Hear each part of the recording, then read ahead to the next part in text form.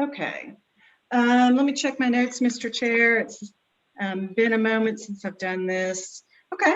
And just checking the attendees. Bert Johnson, you've been promoted to panelist. And John, can you note that Bert Johnson is here for your quorum call? I will do. And Jeremy Bryson, I'm promoting you to panelist. So Jeremy and Bert, you've been promoted to panelists, so you'll be part of the quorum call.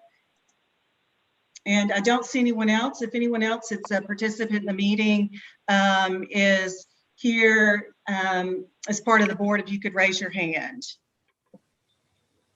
And Mr. Chair, I'm going to go ahead, and I believe this is a call from Representative Smith's office. If you could just give me a call and perhaps do the quorum check.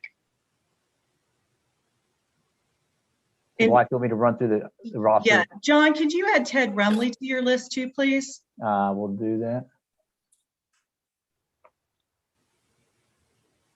Ted Rumley. Okay, give me 1 second. Bert Jones. Karen, procedurally, should I call the meeting to order before John conducts roll call, or have we done that?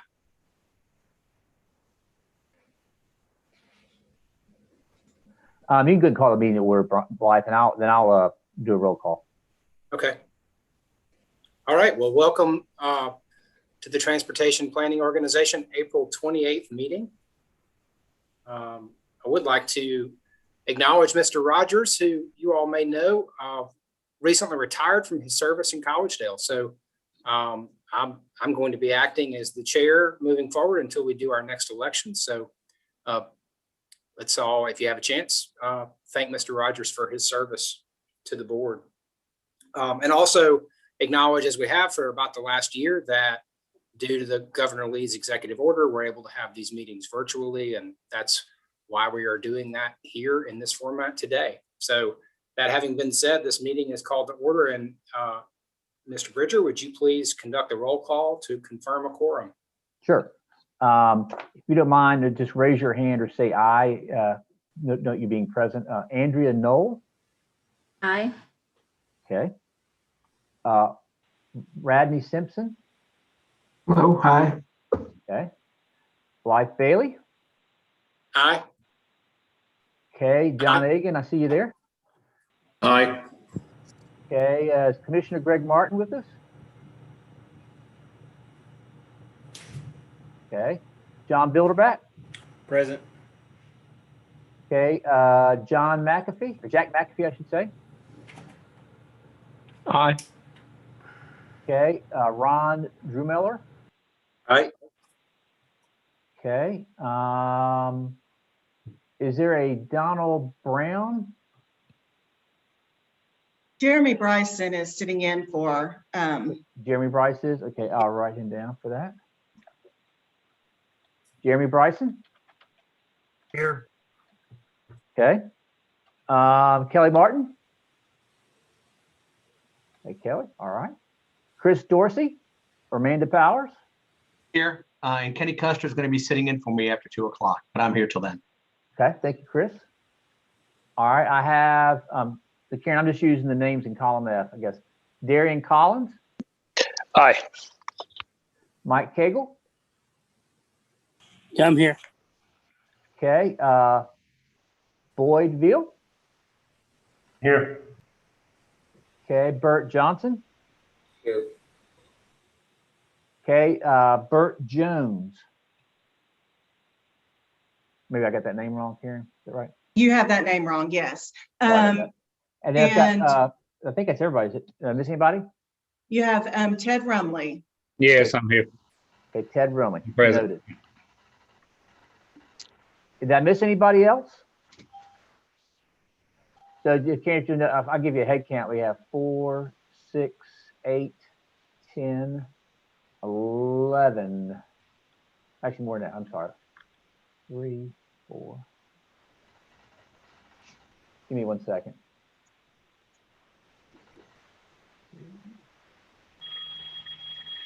8, 10, 12, 15. 15 present. I believe that. Is that a quorum, Karen? Okay. Yes, So- thank you. All right, I'm turning over to you and Blythe. Okay. Mr. Chair, I just want to note that anyone that wanted to speak in advance or speak at the meeting was asked to sign up in advance.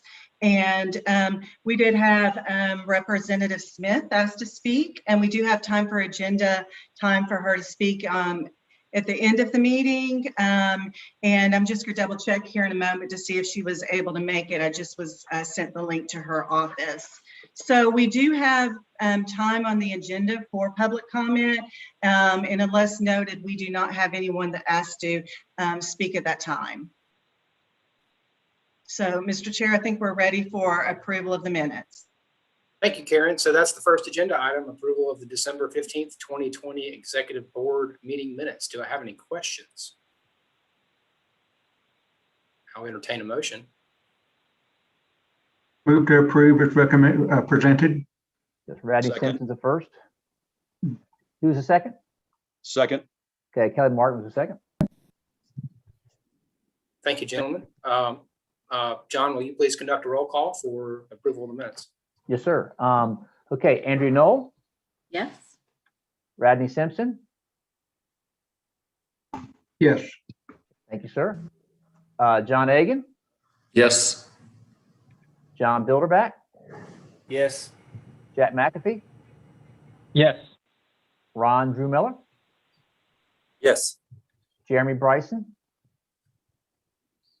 Yes. Kelly Martin, Yes. Ted Rumley, Yes. Chris Dorsey, Yes. Darian Collins, Yes. Mike Cagle, Yes. Boyd Veal, Yes. and Bert Johnson. Yes. Okay, motion carries. Thank you, Mr. Bridger. I'll go on to agenda item number 2, election of executive board chair and or vice chair. For this meeting, we've changed it to the election of a vice chair, and I believe Karen's going to give us an update.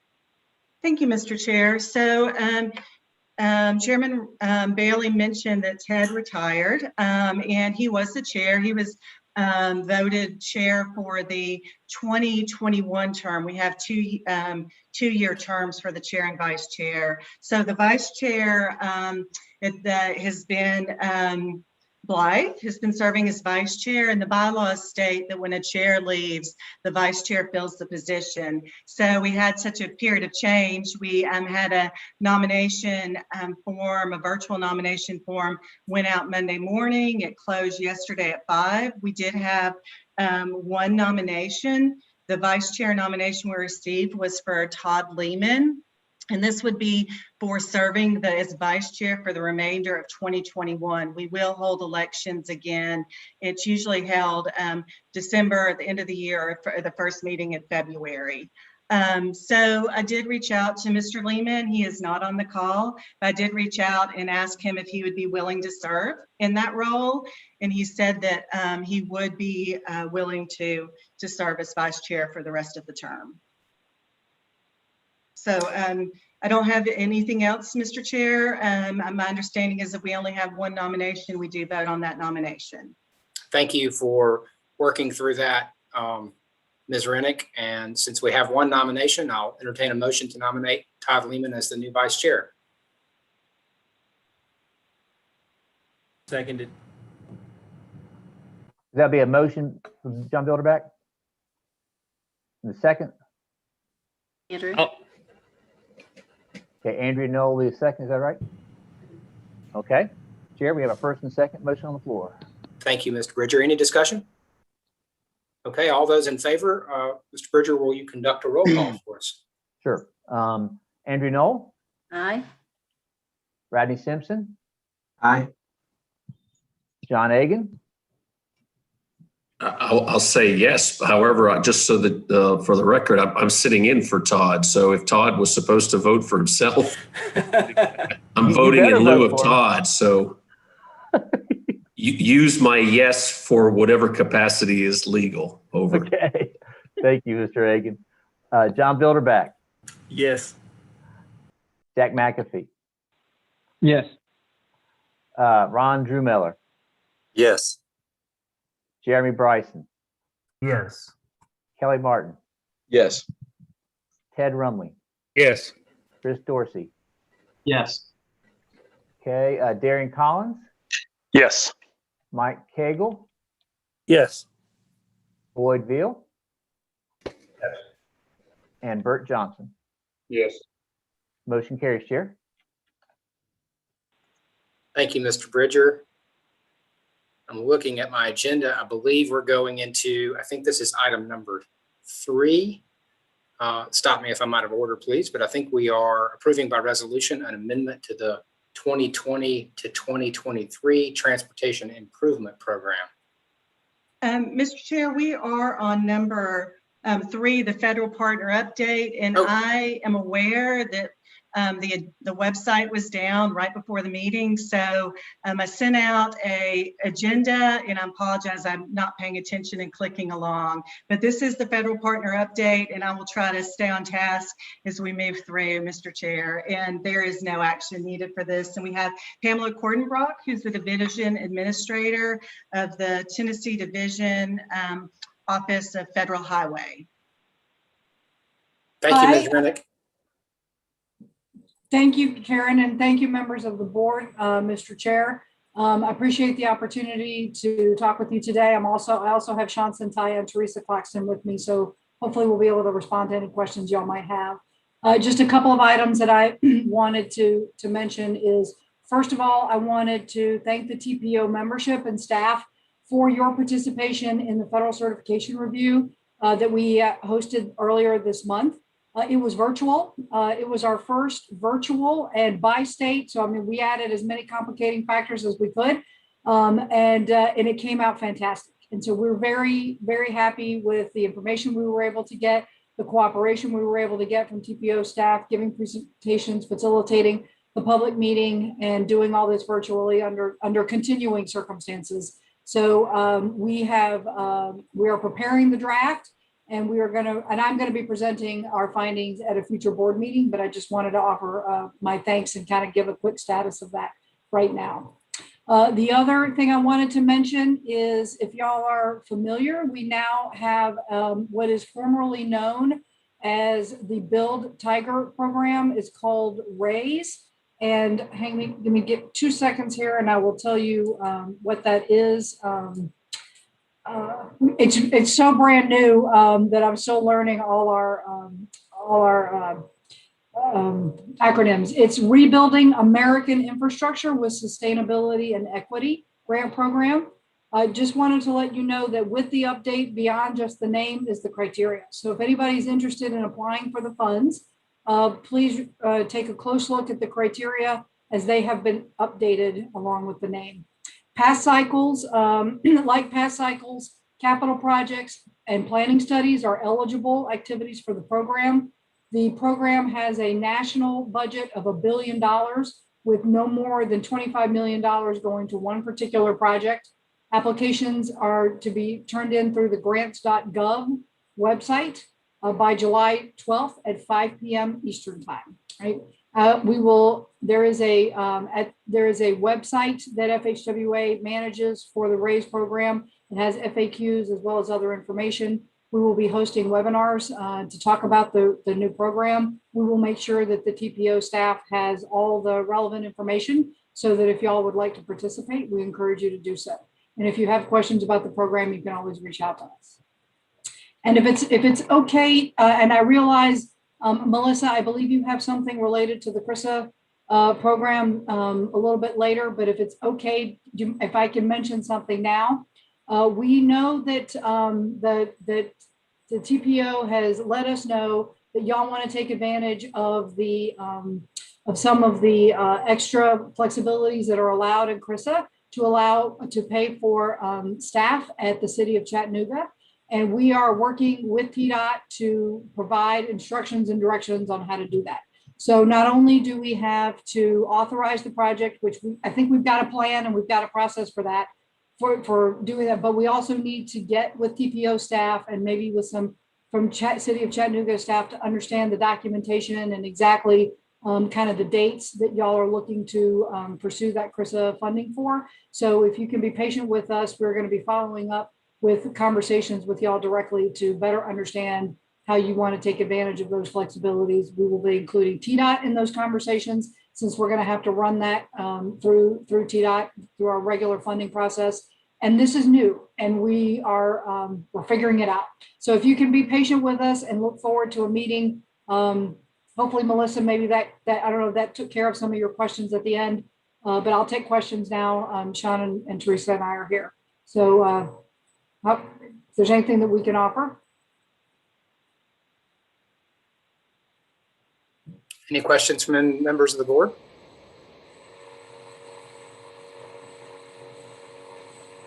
Okay, thank you, Ms. Gordon-Brock, for the update. Thank you, Mr. Chair. Okay, let's move to agenda number 4. Make sure I've got this straight. This is open for public comment and recommend to approve by resolution an amendment to the 2020-2023 Transportation Improvement Program.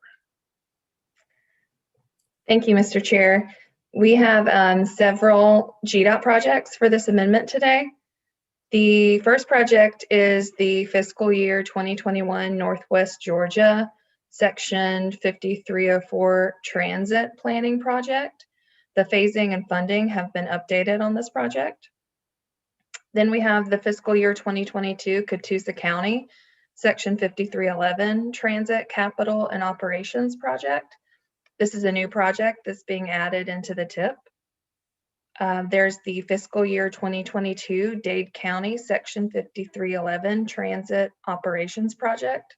It's also a new project that's being added into the TIP. Then there is the fiscal year 2022 Walker County Section 5311 Transit Capital and Operations Project. That is a new project being added into the TIP. Next is the State Route 1 US 27 Bridge Project. Funding was added to fiscal year 2023 to the construction and utility phase. Then we have the I-24 Bridge Project. The right-of-way phase was moved from fiscal year 2022 to 2023. And then we have fiscal year 2023 Catoosa County Section 5311 Transit Capital and Operations Project. It is a new project being added into the TIP. The next is also a new project being added into the TIP. It's the fiscal year 2023 Dade County Section 5311 Transit Capital and Operations Project. And this last project is also a new project being added into the TIP. It is the fiscal year 2023 Walker County Section 5311 Transit Capital and Operations Project. And that's all I have. I will happily take questions. Thank you.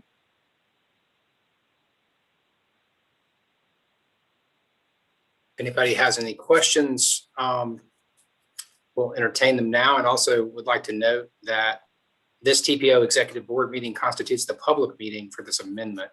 And I think if it's still correct, no one has signed up to speak. Are there any questions? And if not, I'll entertain a motion on the item. I'll make a motion to approve. It's Ted Rumley. Thank you, Mr. Rumley. Second. Thank you, Mr. Martin. Okay, so we have a motion and a second. Mr. Bridger, will you conduct a roll call for the vote? Sure. Andrea Knowles, Yes. Radney Simpson, actually Kim Grayson, I'm sorry, Kim Grayson. I understand she's here from TDOT? Yes. From TDOT? Yeah, okay, thank you. Thank Yes, you. at first I couldn't find my mute, I'm sorry. You're fine. Okay, Todd Lehman, Yes. John Bilderback, Yes. Jack McAfee, Yes. Ron Drew Miller, Yes. Jeremy Bryson, Yes. Kelly Martin, Yes. Ted Rumley, Yes. Chris Dorsey, I think he had to step out. Is there somebody, I think he said somebody be stepping in for him. I think Kenny Custer is here. Kenny Custer? Yes. Thank you, sir. Darian Collins Yes. and Mike Cagle. Yes. See, then we have Boyd Veal Yes. and Bert Johnson. Yes. I believe I've captured everybody. If not, raise your hand, but I believe I've gotten everybody. The motion carries.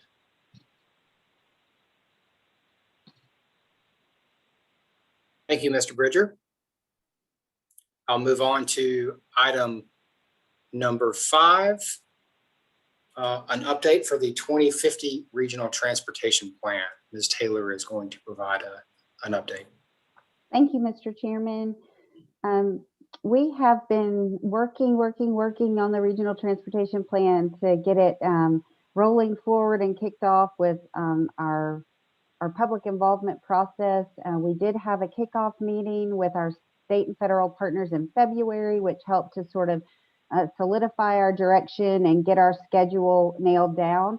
So the schedule you see on your screen is just a schedule that we have simplified and is posted on the website.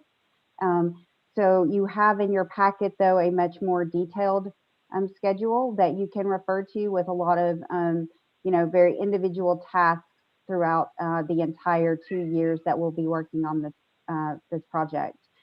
We also had our first Community Advisory Committee meeting yesterday. So that's sort of the first step of our public involvement process that's being led by Caroline Daigle on our team. There were 57 participants yesterday, and we had some activities, and I think it was a really great way to do a digital meeting with a variety of ways that the participants could interact and engage in this process. So we were excited about that meeting and felt like that went really well. There were several of you that may have attended that meeting yesterday. As has been mentioned in emails out to you, you are invited to participate in the Community Advisory Committee. Those meetings have gone out to you, and there is always an opportunity to be at any of those meetings that we have. We will have 3 more of those meetings, so the next one being probably in July. So if you can make it to any of those, we urge you to participate in them. The website, as I mentioned, is also up and running. So I'm going to cut in the chat box right now a series of links, including the one to the website. Do spend some time on the website. This is a brand new way that we are utilizing a website. We have a lot of interactive maps to which you can provide input on various topics. Those are called story maps. Again, Caroline has carried a lot of weight on this website, and so appreciative to all of her hard work for a lot of the content that's there.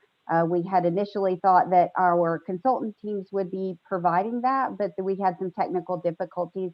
So Caroline kind of at the last minute really buckled down and spent several weeks putting the website together. So do take a look at that and provide input on some of the topics that we have under the Get Involved section. Lastly, we will be providing an update to the TPO board in August. We will have our first regular public meeting in August. We're planning to have a draft survey out the door in the next couple of weeks for the public. We wanted the CAC to engage on the activities that we had with them yesterday to help kind of shape that survey, finalize what we would put out to the public. So that'll be going out in a couple of weeks, hopefully. And then we will have that formal public meeting in August, probably the last week in August, I think the week of the board meeting. So we'll provide a full presentation with our consultant team to the board on kind of what all has happened over the course of the summer. We're doing a lot of analysis and putting together some additional story maps for the website. So got a lot going on, and it's pretty exciting. And so just let me know if you have any questions at any point in time. Feel free to email me or email tpo@chattanooga.gov. Thanks. Thank you, Ms. Taylor. And I'll add, personally, having attended recently a Community Advisory Committee, the amount of work that you do consistently and that you and particularly Caroline did in preparation for yesterday's meeting was superb. It's a tremendous amount of work, and it still amazes me how organized all of the virtual materials are, given that format. To be able to do an hour-and-a-half long meeting that engaged everybody for the whole full time is impressive. So thank you for all of your efforts. I would encourage all members of the board to participate in whatever way you can. Any questions on that update or on the 2050 Regional Transportation Plan?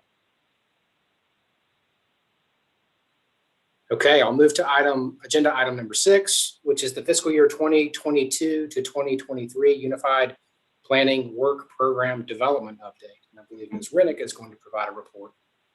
Thank you, Mr. Chair. So the Unified Planning Work Program, despite the name, is really just a basic work program that details the activities, the transportation planning activities for the 2 years starting October 1st of this year. So it's developed in cooperation with our state and transit partners, and identifies activities that TDOT, GDOT, CARTA, and the TPO will be conducting in our area. The bulk of the activities and list of tasks is the work of the TPO, and RPA staff, as you know, is staff to the TPO organization.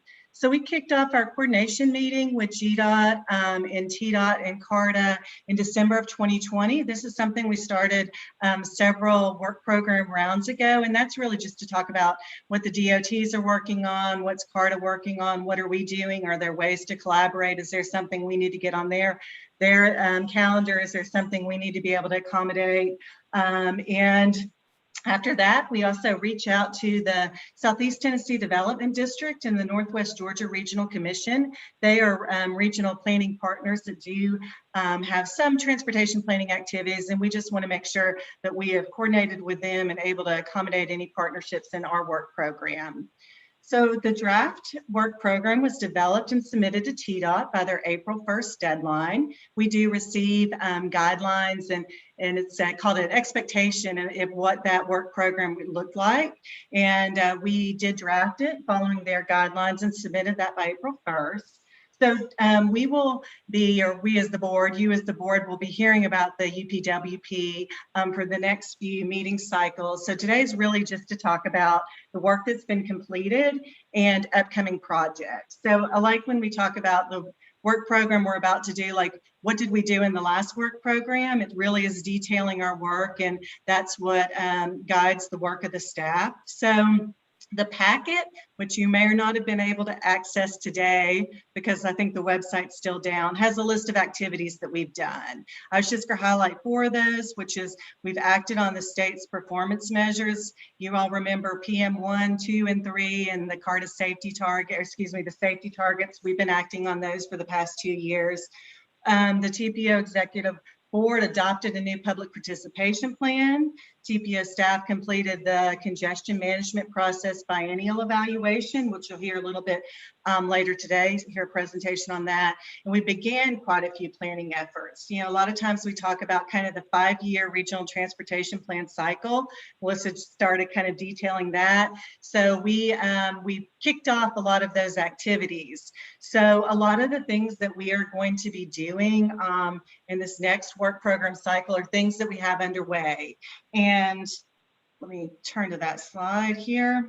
So I'll come back to that. We have still working on our certification review. We hope to have that completed by July. You know, working on the TIP, the work program that we're doing right now, and a regional transportation plan mid-cycle amendment. Melissa will speak to that coming up. And then some of the upcoming key projects are things that you're going to hear about today. These are work items we've already kicked off, and these are major program items. So the ITS plan, the regional transportation plan, will get us through the next 2 years plus. A CMP update, and then all the population projections and travel demand modeling. That's a huge bunch of work that we don't often hear. You don't often hear as much about, but we are working on right now. And then a new TIP, which is due fall of 2022. So these are all items that will be in our work program. Our step right now is to get comments back from our state partners and then possibly hold a meeting with them. We're expecting the comments back, I think, at the end of the week, and then we'll address those. And then the work program goes on to the federal partners for their review. So during late spring, summer, we'll share the draft with you with the idea that the board will be voting on the UPWP at the August meeting. So, Mr. Chair, the next meeting we'll be sharing the draft. You know, maybe, you know, if anything's changed here on this list, updating that list. But you're welcome to ask me if there's, or follow up with me after the meeting to ask if, you know, there's any additional things going on or if you have a question. But these are the major projects for the next 2 years. Thank you, Ms. Rennick. Any questions on the UPWP from members of the board? Okay, I will move on to agenda item number 7, State of Congestion presentation, starting with Ms. Rennick. So my name is on this just because Alita Zeller, who is the did the presentation at the TCC, is unable to attend the meeting. So because we recorded the TCC meeting, we're going to try to watch her presentation. She's got about a 9-minute presentation that was recorded at that meeting, just so you'll be able to kind of learn a little bit more about that report. So I'm going to go ahead and get that started, and then Melissa, if you could give me a thumbs up just to make sure you can hear it on your end. So it's a little bit newer process. Thanks, John. Hello, everyone. I'm Alita Zeller. I'm a transportation analyst in the Research and Analysis Department of the RPA. I'm here today to share the State of Congestion 2018 report with you. Before I get started, I'd like to quickly note the contributions of Randy Pullen, who dealt with the 15 billion travel time records that needed to be analyzed, and the guidance provided by Yuan Lee. Without her, our State of the Congestion report could have easily been more than a mile wide. She kept our report concise and to the point. So the State of Congestion 2018 is a direct result of the Congestion Management Process Update 2018, which was completed in April of 2018. This update provided a performance monitoring plan. That plan recommended the TPO collect travel time, speed, and other congestion-related data for the CMP network, and do this on a regular basis to monitor the system. The plan also analyzed the 2014 CMP network and provided us with a sample of the recommended measures used for performance monitoring. The State of Congestion 2018 is our first full report that's monitoring the 2018 CMP network. We're just getting started. Our consultants will just be getting started on the 2018 the 2020 State of Congestion. It should be completed by the end of 2021. We organized our report by performance measures in order to try to address some of the national transportation goal areas. Can we go to the next slide? Included in the State of Congestion report are the 5 key measures that were analyzed in the 2018 update. This includes the peak hours of excessive delay on critical freight corridors, the annual congestion cost, vehicle miles traveled, and mode split. We also added in 3 of the FHWA performance management measures with their targets. Those are the interstate level of travel time reliability, and then the non-interstate level of travel time reliability. And also the truck travel time reliability index was analyzed. Also included in the report, we added crash data that includes analysis on fatalities and injuries. we go to the next slide? Data sources for our report include the 2014 to 2018 ACS. We used the 5-year census data because we needed census tract level data. We also collected crash data from both GDOT and TDOT. Our main source of data was the HERE data. HERE data is a massive data collection. It includes 15-minute travel times for every road segment in the TPO. This is the approximately 15 billion records that I referred to earlier. HERE data was used to analyze delay, travel time reliability, and congestion cost. We also use the National Performance Management Research Dataset. It's NPM-RDS, which is sponsored by FHWA. It's developed by the University of Maryland's CAT Lab. The NPM-RDS Analytics is a web-based set of tools that analyzes speed and travel time data. Currently, it only covers the NHS, but we've heard talk of them expanding the coverage, possibly to cover our entire CMP network. Lastly, in our report, we cited several reports by other agencies in order to give a good reference of how the TPO area compares to other areas. You see the next slide. Something we used the HERE data for was peak hours of excessive delay. We ranked the top 20 most congested corridors in a similar manner as they did for the 24 CMP corridors. We added the 2014 rankings to this spreadsheet just for comparison. Ranking this way seems to be an easy way to assess our corridors.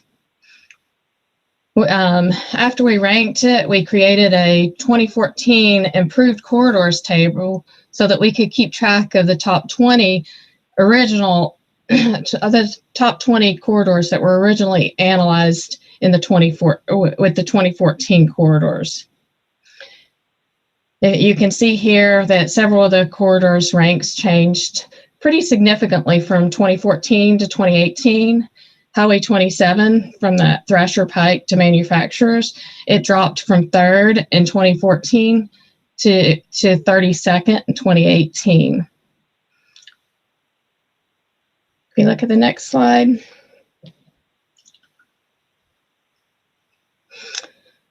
On this slide, we took a look at vehicle miles traveled in the 4 TPO counties.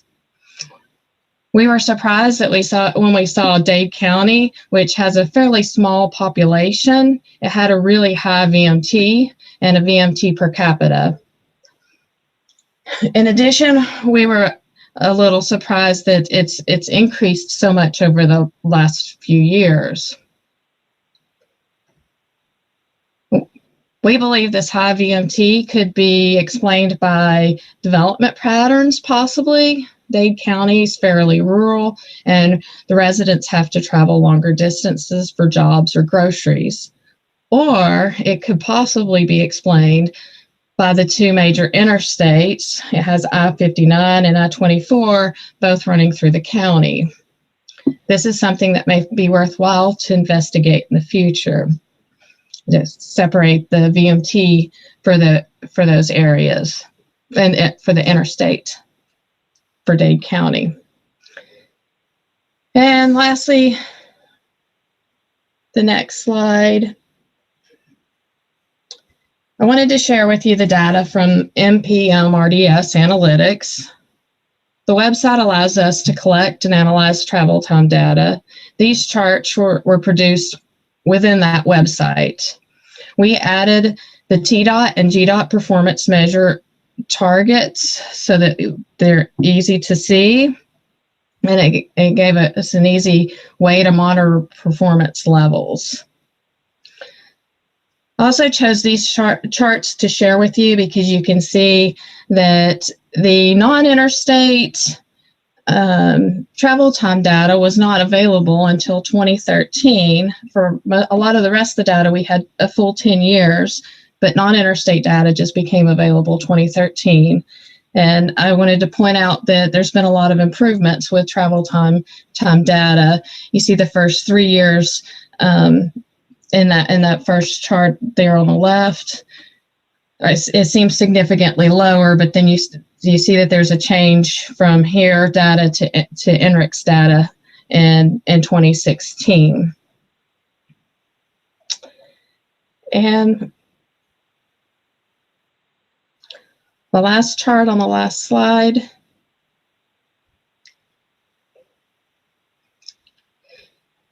The final chart in our report, it helps us monitor the CMP performance measures. We've summarized the measures by the CMP objectives. This chart kind of tracks where we've been and where we are with each of the measures. Again, if you'd like to read the report, it is online. There's the address. I think it is also in your packet. We've also included in the report a very detailed methodology if anyone would like to review that. If you have any questions or comments or just want to discuss the report, feel free to give me an email. Alita? Thanks, John. Hello, everyone.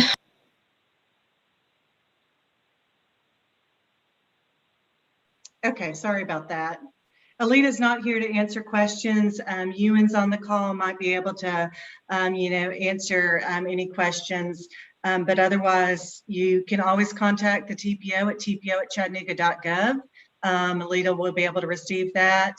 But otherwise, we'll move on, Mr. Chair. Okay. Good afternoon, everybody. Like Alita said in her presentation, we start the CMP update with the WSP consulting firm last December, and we plan to have the project complete by next spring 2022. The data analysis and recommendation of the CMP update will inform the 2050 RTP. So far, we have one stakeholder steering committee meeting, and that was in the March 18 in the morning. And in that meeting, we discussed reviewed the CMP objective, the goal and principle, guiding principles.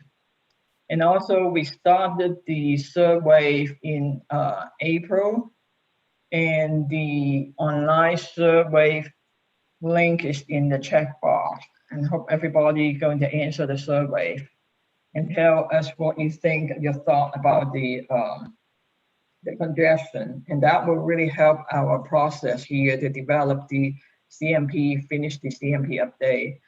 And also the next step, actually, we already start working, get the data, and work doing the analysis about the existing condition, looking at the bottleneck location, just kind of like what Alita showed. We will kind of see what will be the top 20 congested corridor. The data we look at is from 2018, 2019, and 2020.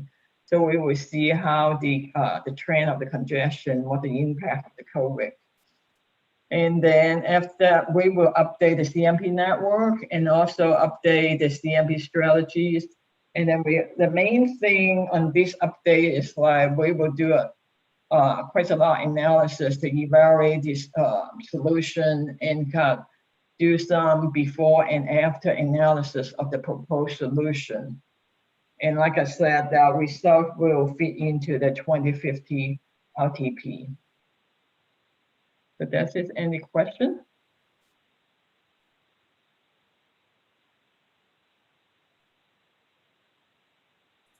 Thank you, Ms. Lee. Hearing no questions, I'll assume there are no questions from the board, and stop me if there are, but otherwise I'll move on to agenda item number 9. Presentation, the National Economic Partnership Final Report for Freight Movement along Freight Alley, the Greater Chattanooga region. I'd like to introduce Amy Kasanovich, Freight and Logistics Division, Tennessee Department of Transportation, to give us a report. All right, thank you so much. It was good to be here again with you guys today. I wanted, first of all, before I started, I'm wearing orange today. I don't know if you all know it, but this week is Work Zone Awareness Week at TDOT, and we are celebrating that and wanting to encourage all drivers on our highways. If you see a work zone, please move over and slow down. That is a slogan that we started.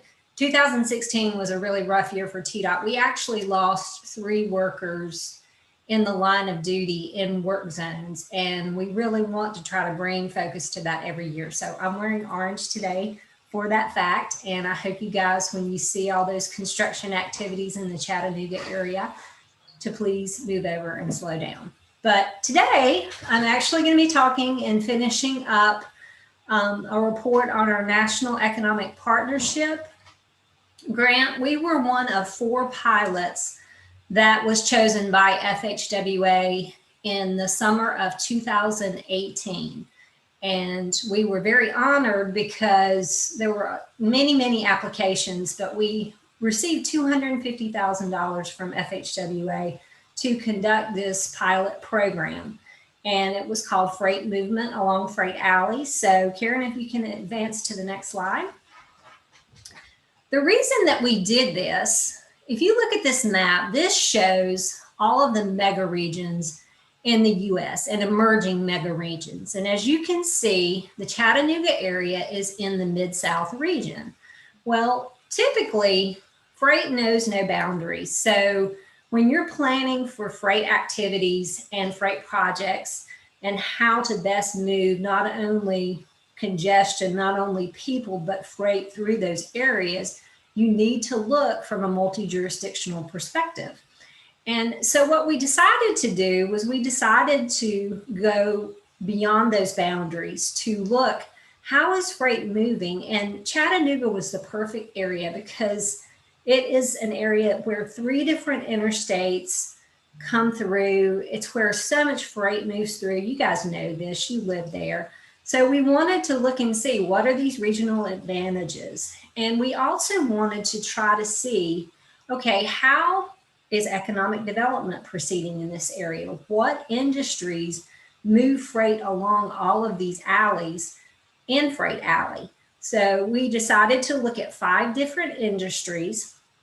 We looked at automotive manufacturing, aerospace and aviation, agri-production and food products, wood flooring and forest products, and then all of the trucking and logistics companies to see, okay, what's going on with these freight movements in the area? Next slide. So when we came together, the idea actually started, Sarah Elmore, she was a senior planner with TDOT OCT Region 2. She came to us and she said, the Chattanooga area would be a great area for this type of project because they have so many different members that work together already to do multi-jurisdictional planning. And she pointed out that the Thrive Regional Partnership had gathered a lot of these folks together already. People from GDOT, people from, obviously we had GDOT representation today on the call, but, the Chattanooga TPO, Cleveland, Dalton State, UTC, McKee, so many different groups were already coming together. So that really made our application stronger when we were starting this NEP grant process. We saw that we had so many people already working together to do freight planning. Next slide. And as you look at the area, these 16 counties are the areas that Thrive had pulled together to represent that greater 16 county region. But you can also see that we were able to bring in representation from the Birmingham MPO the Atlanta Regional Commission, as well as ALDOT. They had not been at the table before. GDOT was already there, and TDOT. And we had a very strong application where we could work together and see what were the needs of the area. Next slide.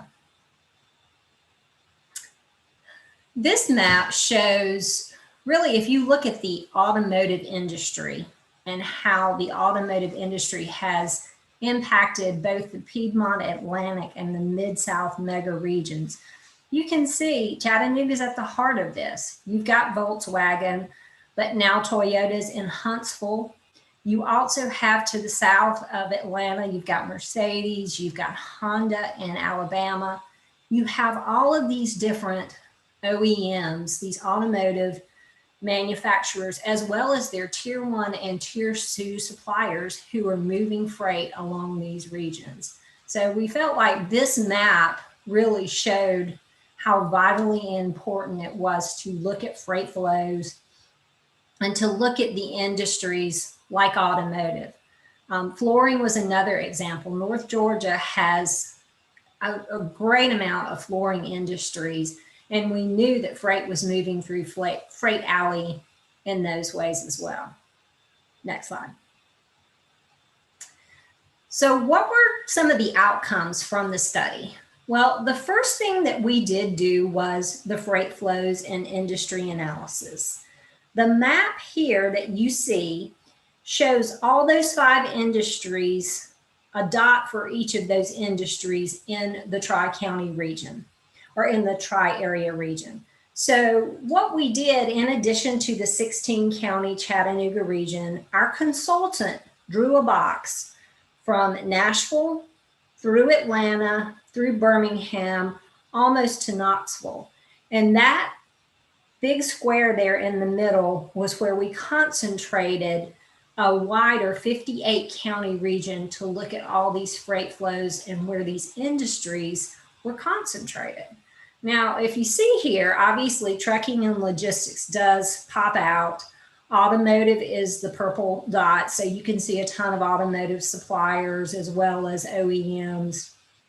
You see a lot of yellow from the wood flooring, but agri-production, the green dots, there's a lot within that wider 58-county region that are utilizing these alleys along Freight Alley. The second piece of this study was truck parking. Truck parking is a vital issue for any trucker that's moving and taking these trucks along these interstate corridors. I know probably most of you realize this, but there's now electronic logging devices that truckers have to follow and required hours of service rules where they can't drive over 11 hours without taking a rest break. Well, the issue comes when it's time for them to take that rest break. Many times they take up to an hour to try to find a truck parking space. So again, that was the second reason we studied this, had this big study come together. And I'll talk about duplication of the study in other mega regions a little bit later. But Karen, if you could move on to the next slide. So with truck parking, our consultant looked at, okay, what were all the public and private truck parking spaces in the 3-state region? So we not only looked at the whole state of Tennessee, but we looked again from Birmingham north and Atlanta north. And we documented the number of public and private spaces and whether those had certain amenities like food, fuel, security, vending machines, alternative fuel locations, showers, restrooms. We ended up documenting all of that information. In addition to the NEP study looking at truck parking, at the same time, TDOT also had another truck parking study going with the University of Memphis, where Memphis was looking at how all those truck parking spaces in Tennessee were being utilized at different times of the day. Next slide. So the result of the study, the NEP study, generated a truck parking map here. And as you can see, The square is still there. It's from, I wish I had a pointer, but from the Nashville area over to Knoxville, down to Atlanta, and then over to Birmingham. Thank you, Karen. I appreciate it. So again, this 58 county region, the bigger region, they go straight through Chattanooga most times when trucks are driving along any of these routes. As you can see, there are a lot of truck parking spaces available, but we could also see right away where there are deserts, where there are truck parking needs that, are not there. So this was a very vital part to visually see what's out there for truckers, what's not out there. And what we've done with this map, along with all of the final report and everything, it's posted on our Freight and Logistics website. So if you wanted to go and see all the facets of the study, you could reference that as well. Now, next steps along with this, what we want to do eventually is we want to take this information from the NEP grant along with other studies like the University of Memphis study, and we want to marry them together to see, okay, what time of day and where in these deserts do we need truck parking spaces? So that's one of the future goals. Next slide.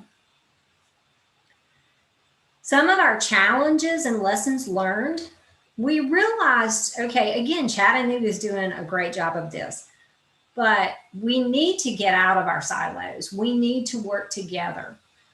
All these different organizations are trying to do similar planning efforts, but we want to engage each other in that process and communicate with each other.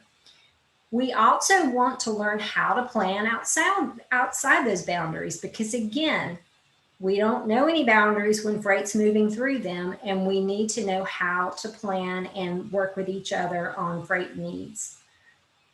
With truck parking, again, multiple regions can work together. That's what we're hoping to do in the future, and engage other areas to say, okay, where are the additional truck parking deserts out there?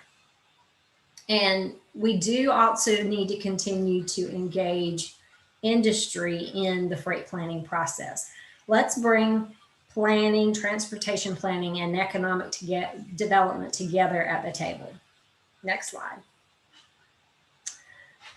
So some of the recommendations, again, this echoes what I was just saying. By getting out of the silos, we can work together as a region. Other regions can work together as well and engage both public partners, private partners in that mega regional planning process.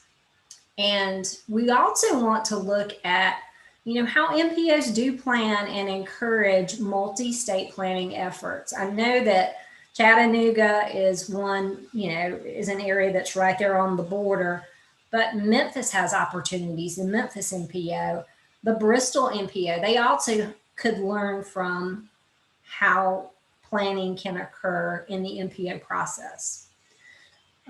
As far as new economy freight technology hubs, we're hoping to do more with truck platooning, ITS, and connected and autonomous vehicles, and our Freight Advanced Traveler Information System network.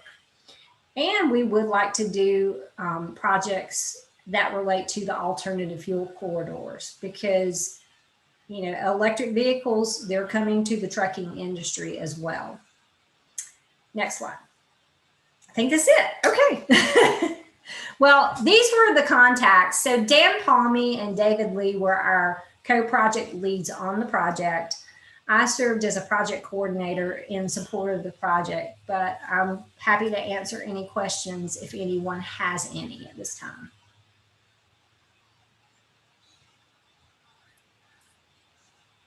I did see a hand, which is no longer there. Mr. Martin, did you lower your hand purposely, or did you have a question?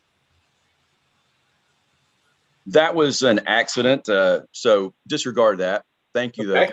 Thank you, sir. Thank you, sir. Any other questions?